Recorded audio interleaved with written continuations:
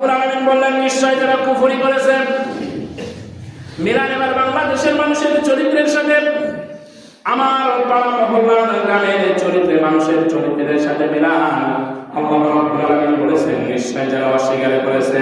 এখন আমি বলতে চাই যে কোরআন দিয়ে নামাজ পড়ছেন, যে কোরআন দিয়ে হজ করছেন, যে কোরআন দিয়ে যাকাত দিচ্ছেন, যে কোরআন দিয়ে খতমে তারাবি করছেন, যে কোরআন মানুষের রুহের মাগফিরাতের জন্য তেলাওয়াত করে আল্লাহর কাছ থেকে নেকি ফায়দা করতেছেন, সেই কোরআন দিয়ে সমাজ পরিচালনা হবে। আজকে যারা অস্বীকার করেছে তারাই হলো কাফের। ঠিক না? কথা বলে তার মানে বোঝা যাচ্ছে যে সমস্ত মানুষেরা, যে সমস্ত ব্যক্তিরা কোরআন ভালোবাসে, কোরআন মহব্বত করে, কিন্তু কোরআনের সমাজ পরিচালিত হোক, কোরআনের সমাজ কায়েম হোক, এটা যারা চায় না তারা নামাজি হলেও তারা কাফের। ঠিক কিনা? কথা বলে ঠিক কিনা? শুধু তাই নয়, আমার রাসূল বললেন আল্লাহ রাব্বুল আলামিন জানিয়েছেন হে রাসূল আপনি জানেন তাদেরকে যতই বলেন এরা কখনো ঈমানদার হবে না, এরা কখনো মুমিন হবে না, এরা কখনো আল্লাহ ওয়ালা হবে না। এর কারণ হলো আমি আল্লাহ রাব্বুল আলামিনের সাথে কুফরি করার কারণে তাদের কলবের ভিতরে তারা রোগাক্রান্ত আর ব্যাধিগ্রস্ত হয়ে গেছে। কেমন ব্যাধি আল্লাহ রাব্বুল আলামিন দিলেন?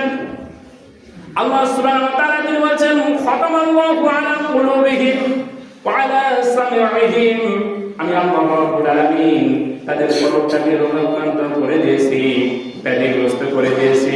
আমি আল্লাহ রাব্বুল আলামিন তাদের কলবের উপরে এমন একটা পর্দা প্রলেপন করে দিয়েছি যার কারণে এরা কলব দিয়ে ভাববে, এ ভাবার সময় যখন তাদের আজকে দুনিয়ার বুকে না। এরকম আছে না নাই? বলেন এরকম আছে না নাই? কেমনে ভাববে কথা? সমাজের দিকে তাকাই দেখেন, মানুষের চরিত্র আল্লাহ রাব্বুল আলামিন বলছেন যত তাদের কর্ণপুরে পৌঁছায় দেন। আমরা যুদ্ধের পর থেকে শুরু করে নিয়ে এখন পর্যন্ত যে সমস্ত কোরআন হাদিসের কথা মানুষের কর্ণপুরে দাঁড়িয়ে পৌঁছাইছে, এবার বলেন তো দেখি মানুষের চরিত্রের পরিবর্তন এতদিনে হওয়ার দরকার ছিল কি ছিল না? হয়েছে পরিবর্তন? বলেন বলেন হয়েছে? পরিবর্তন হয় নাই।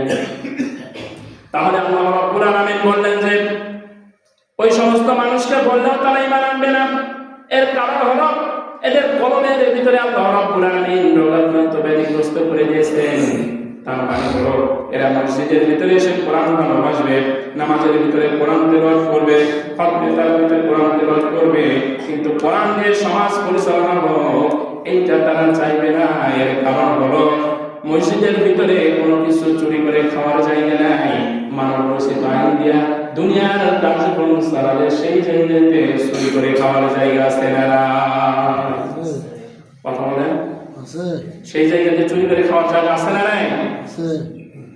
আল্লাহ রাব্বুল আলামিন বলেন হে রাসূলুল্লাহ তাআলা আলা সামিইহিম, ওই সমস্ত মানুষেরা শুনেও শুনে না।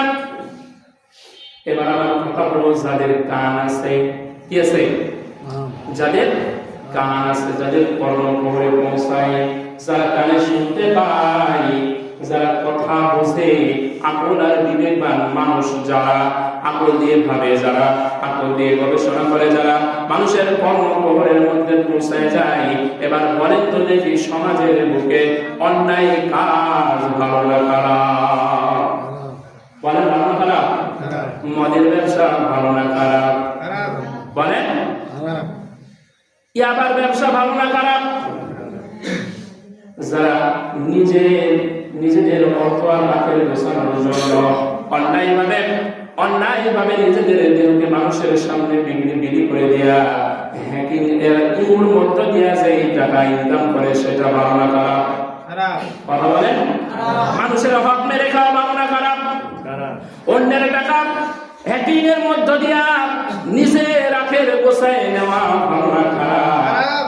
আর তারা যাদের প্রশ্রয় দেয় ওই সমস্ত মানুষেরা ভালো না খারাপ?